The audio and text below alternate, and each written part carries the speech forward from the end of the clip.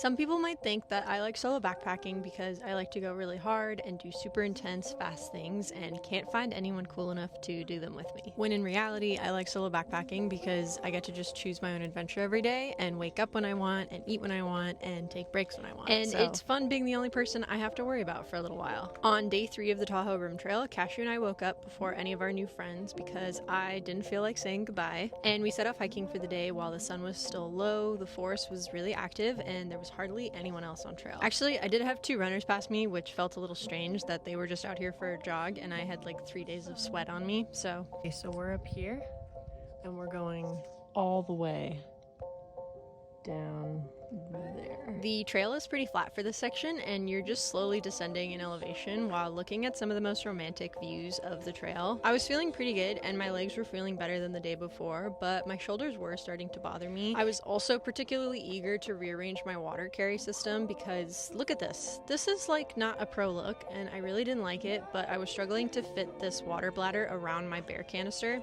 For lunch, I had tuna tacos with mayo and olives and clearly was very happy about it. This was actually one of my favorite meals and I had it every day for the rest of my trip. I also recorded a UGC partnership video for Imagine 5 sometime after lunch, which is now a live ad for their newsletter.